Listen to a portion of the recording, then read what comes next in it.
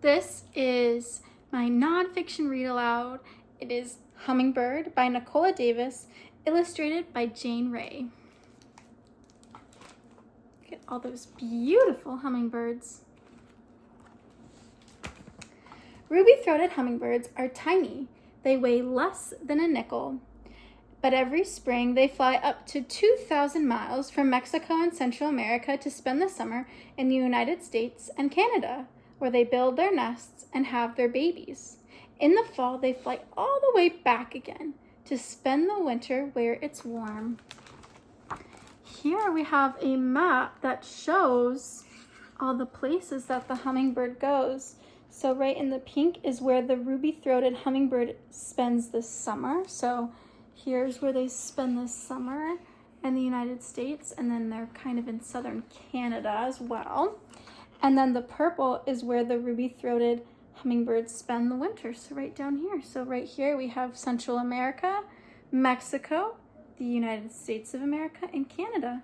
So they go all the way down here during the winter, and they fly all the way up there.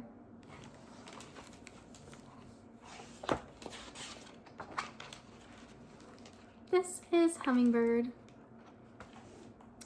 Granny's in her garden with her granddaughter.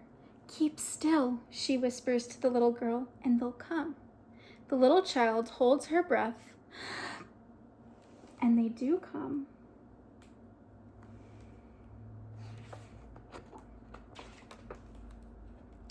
Their feathers flash in the slants of light. Their wings make the sound of their name, beating fast as thought. Zunun, zunun. Zunun, or zunzun, is this word for hummingbird in several languages used in South and Central America.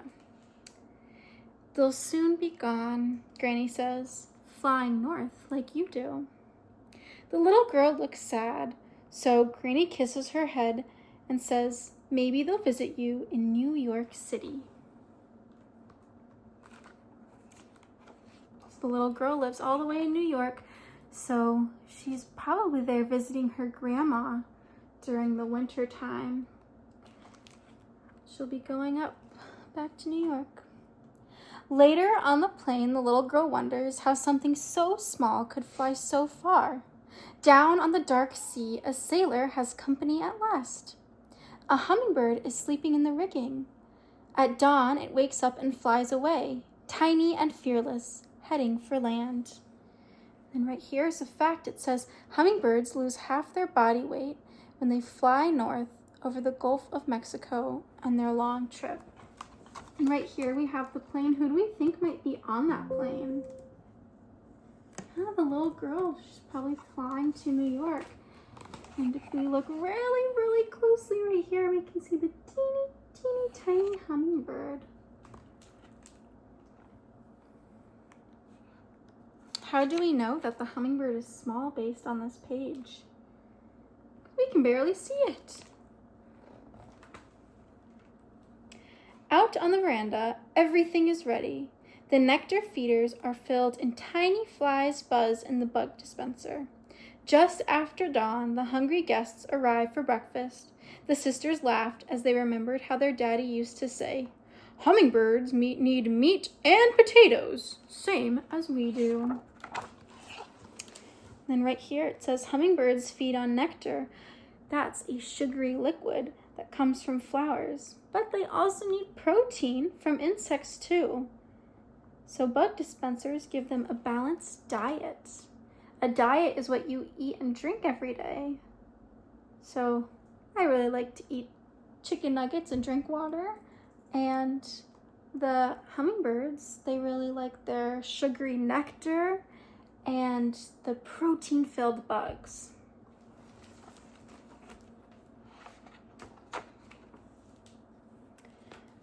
Spring sweeps up country. Flowers open, bee balm and scarlet sage, trumpet honeysuckle and cardinal flower. Insects zoom.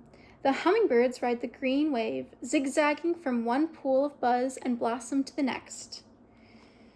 By April, the hummingbirds are as far north as Washington, D.C., and by May, they arrive in southern Canada.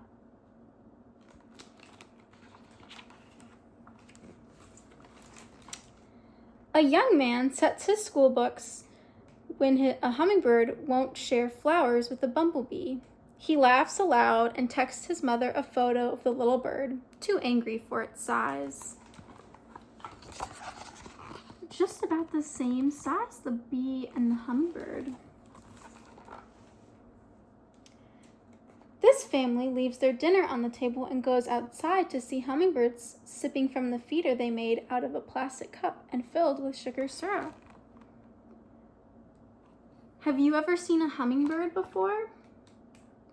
I have. My mom has a really beautiful butterfly garden, and she makes sure that there are flowers that all birds and insects can enjoy. Hummingbirds know exactly where they're going, and when they get there, they settle in. The male chases other hummingbirds away so that his family doesn't have to share the nearby flowers. The female makes a nest with lichen, spider silk, and thistledown.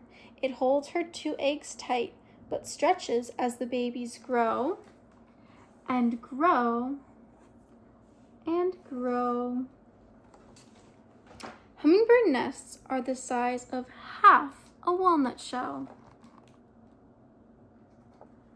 And here in this picture, we see that these 2 hummingbirds are different colors. That's because the male ruby-throated hummingbirds have a bright red throat, and the females have a white throat.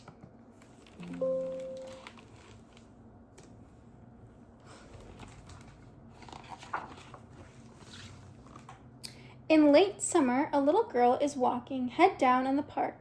There's something in the grass, white, too small to cap her littlest finger. There's only one thing it could be. Somewhere up among the trees and green, there's been a visitor from Granny's garden.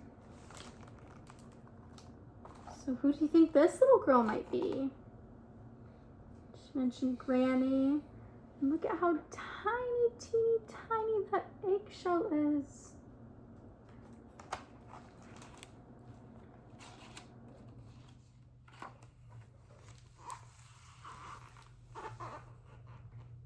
Days are getting shorter. Soon the bugs and nectar will be nipped by the frost.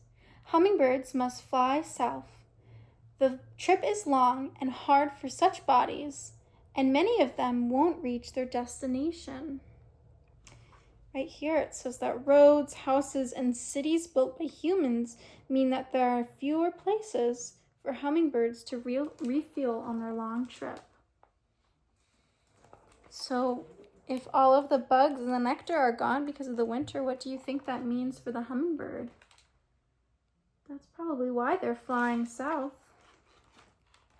Granny's in her garden with a package in her lap.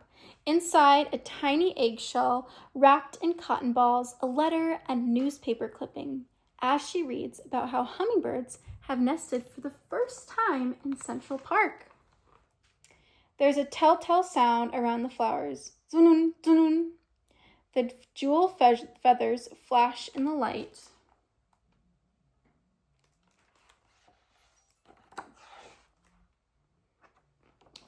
And here we learn a little bit more about the ruby-throated hummingbirds. Ruby-throated hummingbirds are just one of more than 300 kinds of hummingbirds. They arrive in North America in the spring and leave at the end of summer to arrive in Central America in the fall.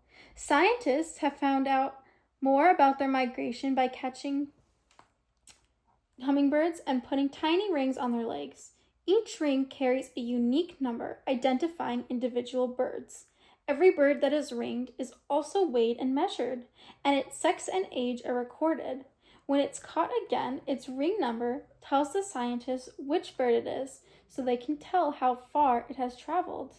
These studies have shown that individual birds stick to the same routes year after year, that they fly for more than 500 miles, or 800 kilometers in one stretch, and that they can almost double their weight in 4 days to get ready for their long trip.